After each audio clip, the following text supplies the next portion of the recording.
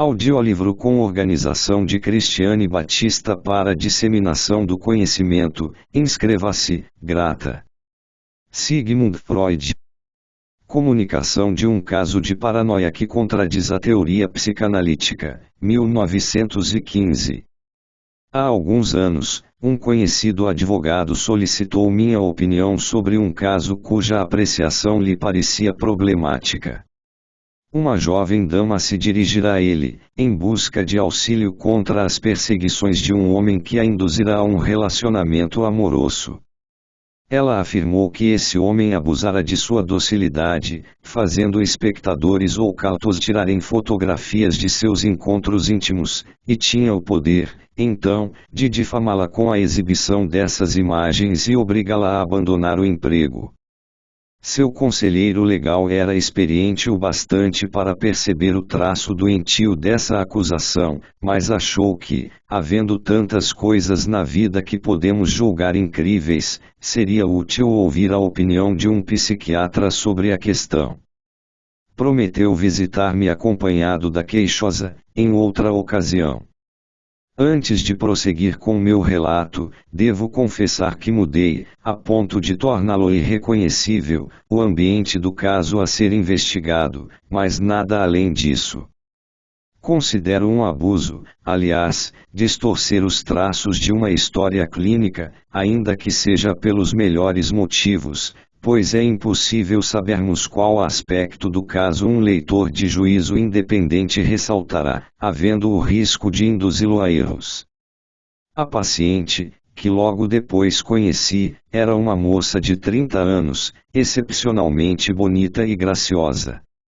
Parecia bem mais jovem do que a idade declarada, e tinha uma presença marcadamente feminina. Em relação ao médico, sua atitude foi negativa, e não se empenhou em ocultar a desconfiança. Era claro que apenas a insistência do advogado a fez relatar a seguinte história, que me colocou um problema que mais adiante abordarei. Nem as expressões de seu rosto nem as revelações afetivas traíam algum pudor ou embaraço, como seria de esperar ante um desconhecido. Achava-se dominada pela preocupação que sua experiência havia produzido.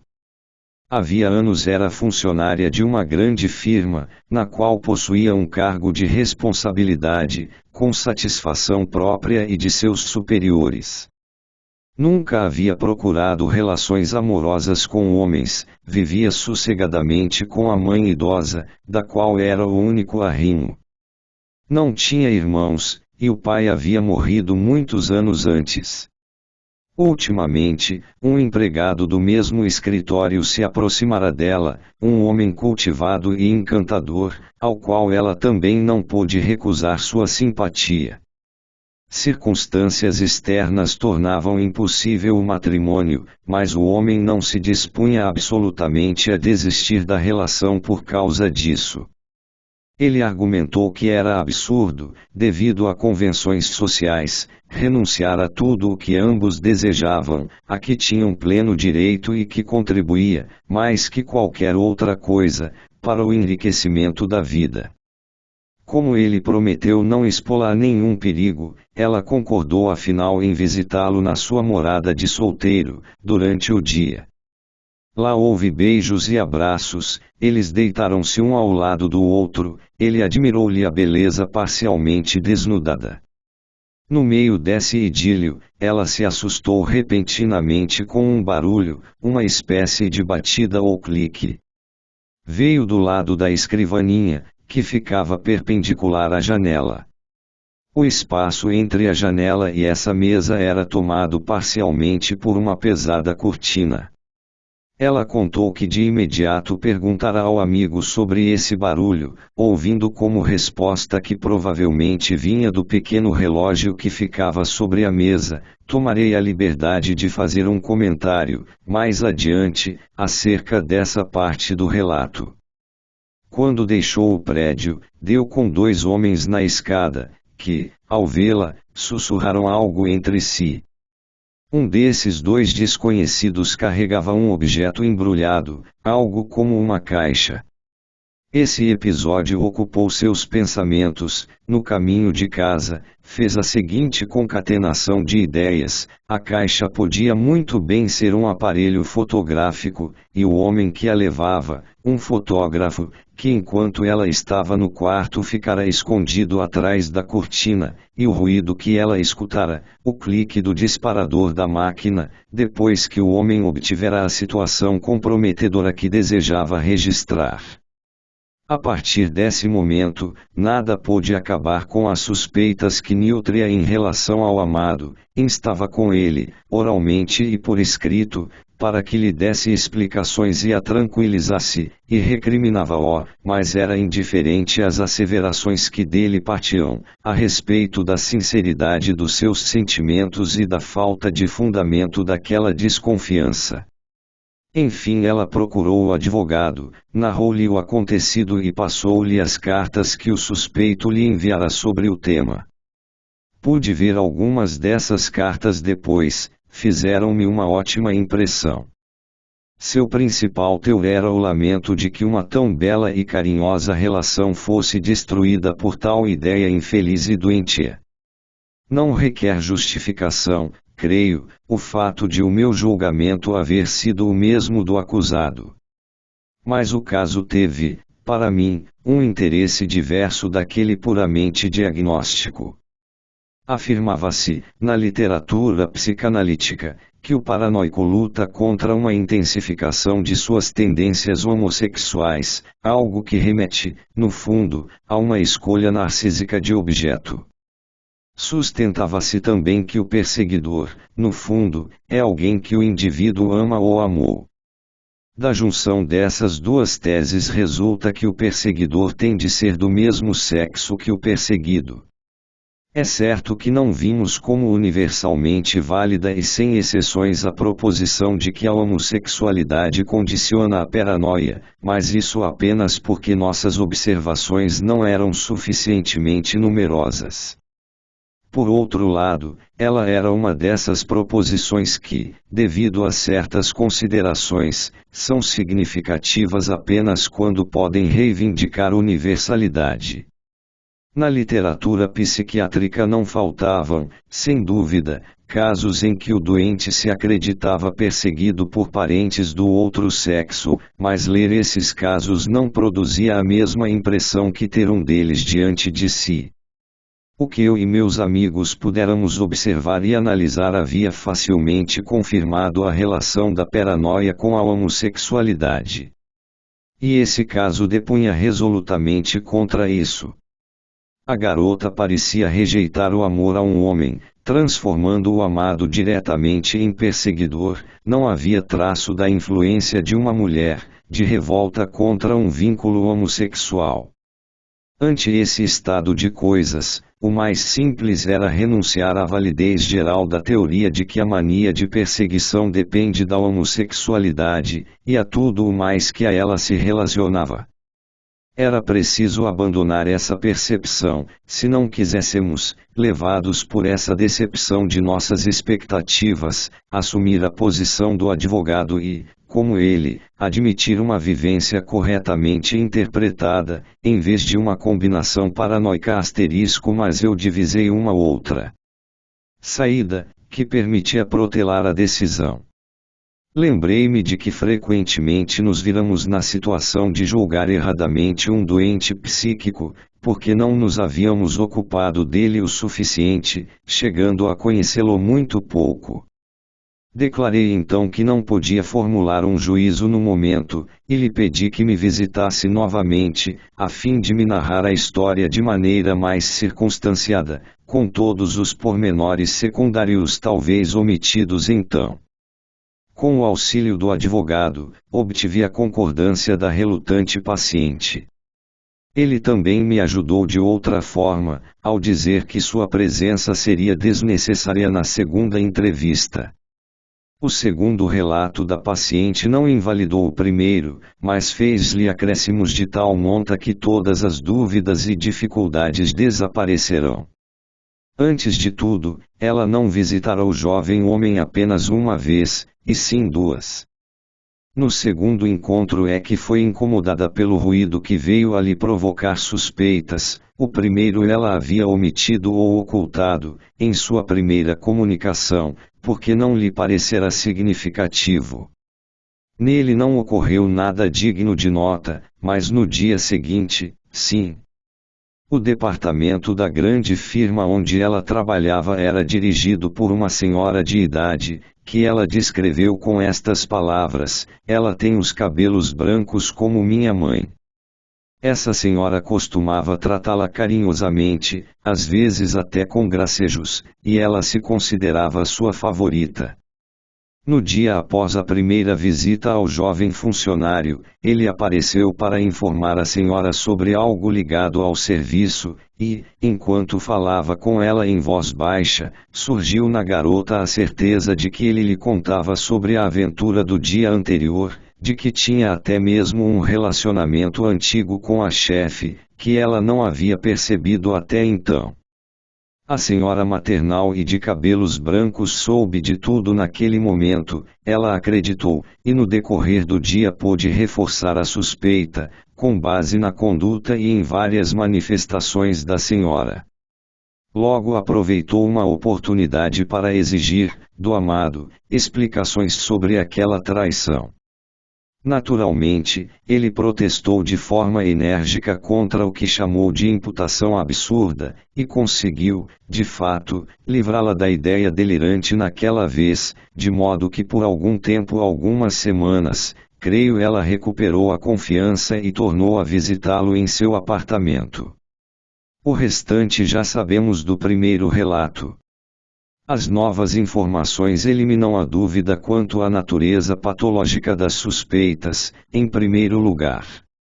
Facilmente se nota que a superiora de cabelos brancos é um sucedâneo da mãe, que o amante, apesar de sua juventude, foi posto no lugar do pai, e que é a força do complexo relativo à mãe que leva a paciente a imaginar uma relação amorosa entre dois parceiros tão improváveis.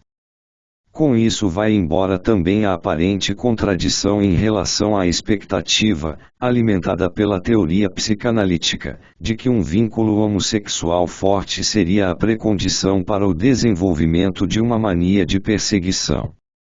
O perseguidor original, a instância a cuja influência o indivíduo quer se furtar, não é aqui o homem, mas a mulher. A chefe sabe da ligação amorosa da garota, menospreza essa ligação e a faz perceber isso com alusões misteriosas. O vínculo com o mesmo sexo contraria o esforço em adotar um membro do outro sexo como objeto amoroso. O amor à mãe torna-se o porta-voz de todos os impulsos que, no papel de consciência, procuram deter a garota em seu primeiro passo no caminho novo, perigoso em muitos sentidos, da satisfação sexual normal e consegue perturbar a relação com o homem. Quando a mãe inibe ou detém a atividade sexual da filha, realiza uma função normal, já traçada nas relações da infância, que possui fortes motivações inconscientes e tem a sanção da sociedade. Cabe à filha libertar-se dessa influência e, com base em motivos amplos, racionais, decidir-se por um certo grau de permissão ou negação do prazer sexual. Se nessa tentativa de liberação sucumbe a uma neurose, via de regra existe um forte complexo relativo à mãe, não dominado, cujo conflito com a nova tendência libidinal será resolvido, segundo a predisposição, na forma dessa ou daquela neurose. Em todo caso, os fenômenos da reação neurótica não serão determinados pela relação presente com a mãe real, mas pelas relações infantis com a imagem primeva da mãe. A paciente nos disse que há muitos anos perdera o pai, e podemos supor que não teria permanecido afastada dos homens até os 30 anos se uma forte ligação afetiva à mãe não lhe tivesse servido de amparo. Esse amparo se torna um pesado grilhão para ela, desde que sua libido, em resposta a uma solicitação insistente, começa a voltar-se para um homem. Ela procura livrar-se dele, desembaraçar-se de seu vínculo homossexual. Sua predisposição de que não necessitamos falar aqui permite que isso suceda na forma de um delírio paranoico. A mãe se torna, então, observadora e perseguidora hostil, malévola. Ela poderia ser superada como tal, se o complexo relativo à mãe não mantivesse o poder de impor sua intenção de afastá-la dos homens. No fim dessa primeira fase do conflito, ela se alienou da mãe e não se ligou ao homem. Ambos conspiram contra ela, afinal. Então o vigoroso empenho do homem consegue atraí-la resolutamente para si. Ela supera a objeção da mãe e está disposta a conceder ao amado um novo encontro. A mãe já não aparece nos acontecimentos seguintes, mas podemos insistir em que nessa fase o homem amado não se torna o perseguidor diretamente, e sim através da mãe e graças à sua relação com a mãe, que na primeira formação delirante tem o papel principal. Agora seria de crer que a resistência foi definitivamente superada e que a garota, até então vinculada à mãe, consegue amar um homem. Mas após o segundo encontro surge um novo delírio, que, mediante a hábil utilização de alguns acassos, faz malograr esse amor e, assim, realiza o propósito do complexo relativo à mãe. Ainda nos parece estranho que uma mulher se defenda do amor de um homem com a ajuda de um delírio paranoico. Mas antes de examinar mais de perto esse fato, vamos ver os acassos em que se fundamenta a segunda formação delirante, voltada apenas para o homem. Semi-desnuda no divã, estendida junto ao amante, ela ouve um barulho como um clique ou uma batida, cuja causa não conhece, mas que depois interpreta, após deparar com dois homens na escada, um deles carregando algo como uma caixa embrulhada. Ela adquire a convicção de que eles a espreitarão e fotografarão durante o encontro íntimo, amando de seu amante. Estamos longe de pensar, naturalmente, que se não fosse o infeliz ruído, a formação delirante não se produziria.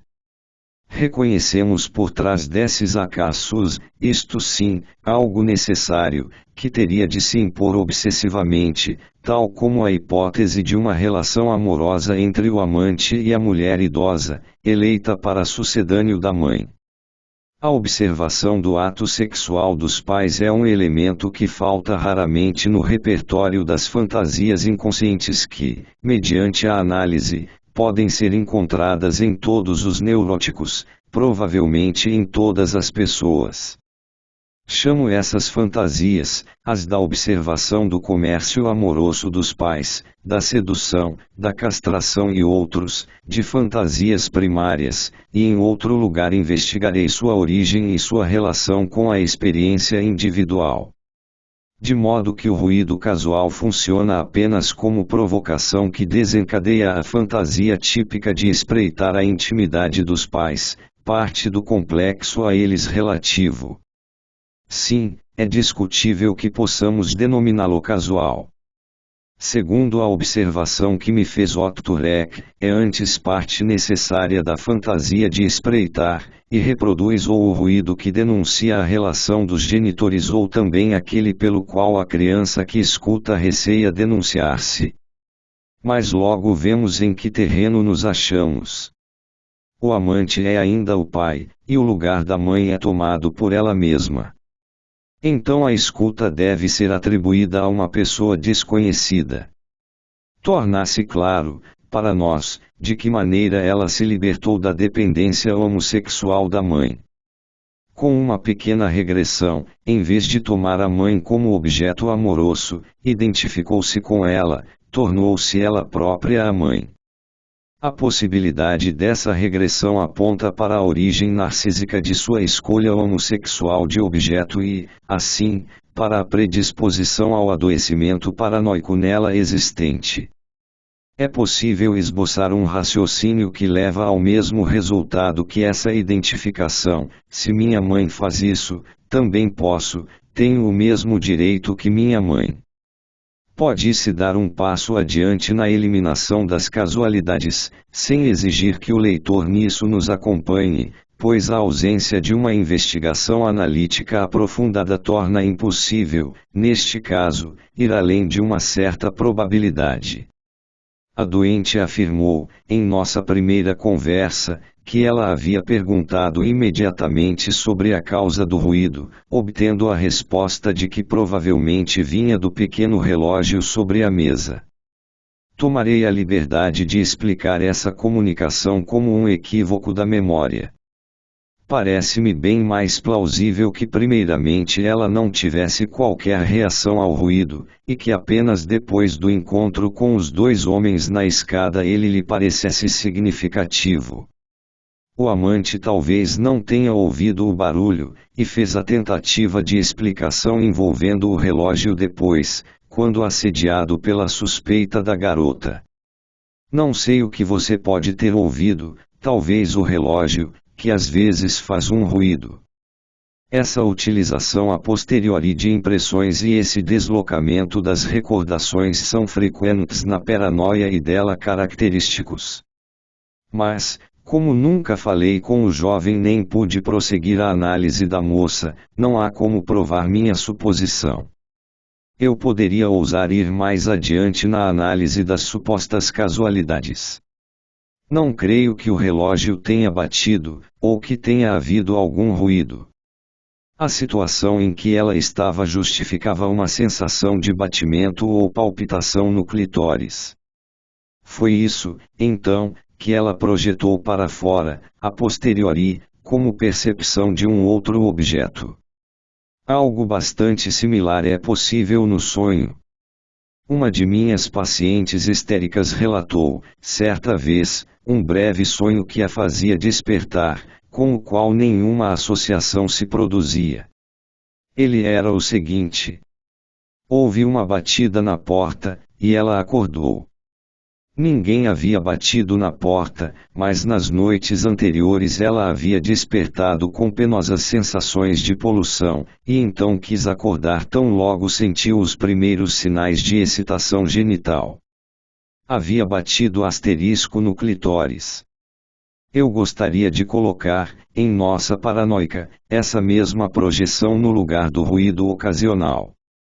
Certamente não posso garantir que em nosso breve conhecimento, com todos os sinais de uma desagradável imposição, a doente me fornecesse um relato fiel do acontecido nos dois encontros amorosos, mas uma contração isolada do clitóris combinaria com sua afirmação de que não houve união dos genitais. Na subsequente rejeição do homem, a insatisfação certamente desempenhou um papel, ao lado da consciência.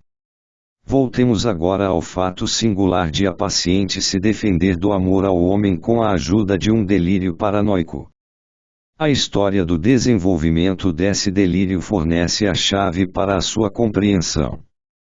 Originalmente, como podíamos esperar, ele era dirigido à mulher, mas então se realizou, no terreno da paranoia, o avanço da mulher para o homem como objeto.